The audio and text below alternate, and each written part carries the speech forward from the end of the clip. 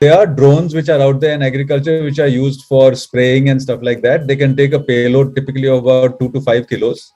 So we thought, why not repurpose these drones in the time when they are not being used for spraying, for doing other useful stuff. And then the team identified that in strawberry picking, for instance, the most skill job that workers have to do is picking of strawberries, right? That requires some skill. But then they have to do another job. They pick strawberries and immediately put it in boxes, in punnets. But those punnets have to be transported to the truck. So they are wasting half their time running to the truck. Okay. So we thought, can't we repurpose the drones to do this picking and dropping job? So that's what this theme is all about. While we were using set point publishing approach, we found it difficult to control the sudden change in momentum of the drone, which could be disastrous in real life. So we worked over it and switched to velocity publishing approach. Do you think it is possible to have an algorithm where as the drone is flying, it just keeps looking, the camera is on? Yes. And if it sees a Aluko marker, it just stops and picks up and drops it, because they cannot be faster than that. No? Yes, sir. This is the group project, right? Okay, sir. Yeah. You should always say we did it, because it is the group activity. Maybe you have done the coding, but eventually all of you are together in it. They are not following a particular path for the system. They are allowing the drones to locate whichever box is available to pick up, and they're quickly going and picking up. So that's a good thing, very good thing. I really appreciate that. I also appreciate the fact that they are not going by any pre-assigned or preconceived plan. Well, there can be issues with this also, because if you follow a systematic procedure, there might be better overall returns. But as I saw, you were able to pick 18 boxes, whereas some teams could pick only 15. How do you avoid collision when both the drones are trying to drop the boxes in the same truck? Yes, sir. Actually, we have created a kind of like dummy set point, which is not the actual set point of the sail. We have created 2 different set points for each truck, so that they can go to that dummy set point before actually going to the set point. This set point turned out to be very helpful for us, because we can also fight the momentum gained by the drone, and it actually also turned out to save the collision rate. One drone is somewhere around the truck, the other one has to wait away from the truck. I think these things become much more relevant when you move out of the simulation environment into the actual environment, because you'll be buying these drones for 6 or 7 lakh rupees each, right? And you don't want them to collide and get and the parts are so difficult to get. We've noticed that the last thing you want is for these kind of unnecessary accidents to happen. Also, it says appreciate that a simulator trains you in almost 80 to 90% of the technical skills required to actually fly this kind of vehicle. Simply saying that in our simulation it never happened, it means in real life you will face many problems when you implement this in real life. Consciously, if you can say that whenever the 2 drones come within some distance of each other, they will like auto separate by some mount. That kind of algorithm would have been better.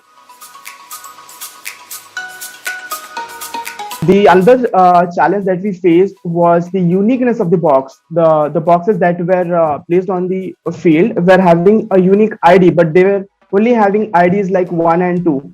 So we weren't able to identify which box is where placed. So basically, the uniqueness of the box was not able to be considered. Or also, the coordinates were basically in terms of load. So to make that uniqueness for every box, we come up with a solution of ranging a box, sort of a memory of where a particular box is. So consider if a box is placed at 2,3.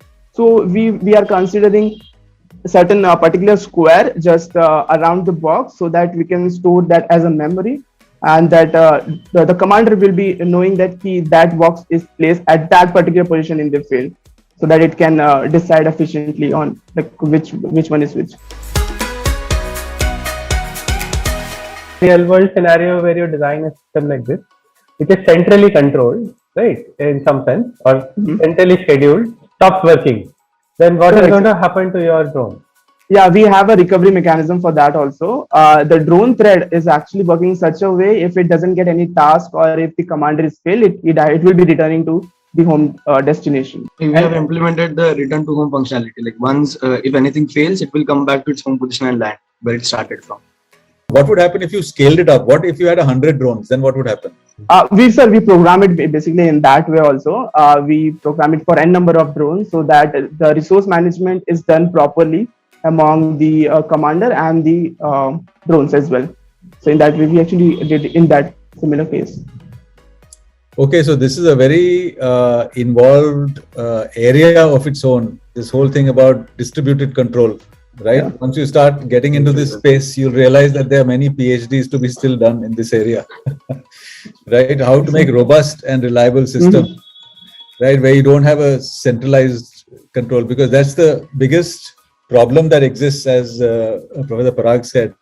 If that centralized controller dies, then what do you do? It's a very real problem. The best part of all the eYantra things is that they make you do so many different things and bring them all together in solving a problem that has a lot of relevance in the real world, even though you solve a toy version of the problem maybe these days inside a simulator, even if you're not tinkering around with real hardware. But it's just that you have to integrate so many very different systems and dip into so many different kinds of knowledge bases to see all those come together across teams of multiple people is very, very heartening. Please don't stop thinking at this point. This competition, this eYantra is just a stepping stone, the first step towards a lot of things that you can do. Don't look at the simulations like a substitute because of pandemic that you didn't have an opportunity to work on the hardware. In real world, most of the industry, 95-99% of the work is being done on the simulators before things are being tried out. And in any sort of work that they're trying to do the iterations on the real systems is not always feasible or not even a wise thing to do before you have done enough simulations. So take simulations more seriously and try to do it more quantitatively. Define goals of your simulation than just the problem statement at the end goal of the problem statement. So for example, you guys talked about the collision and all that. So you should have a sort of thinking around what all I covered, that I made sure my algorithm actually avoided the collisions, because that's what will help you to get onto the real systems and prototyping the things quite faster than iterating on the real systems. When you run your simulation using some algorithm, it is very important that you yourself see physically how the system is behaving on a randomly created scenario. And from there, you can get some pointers. See, human mind and intelligence is far superior to all these kind of automated procedures. And with that, you can get hints on, how you can make it more efficient, how you can meet the same requirements better, and how you can avoid certain things. Some teams have done a really marvelous job where they have not only met the requirements, but done it very efficiently. Some teams have, all of you have different backgrounds, different exposures. Some of you have learned the ropes right from the beginning. Some of you said that we are already working together. We have already had some experience of working with drones. So, the starting level is not the same for all of you. But I must say that the ending level for all of you is not very different. Most of you have been able to master the skill, and that is exactly the function of eYantra, to excite people to work with things beyond the classroom and to give them the thinking and the logic that you will encounter when you go out in the real world.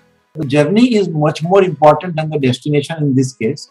And if you have enjoyed the experience of working on this problem, if you have learned many new things, I think that is the best take-home message for all of you. Thank you very much for having made this a huge success. And special thanks to our jury.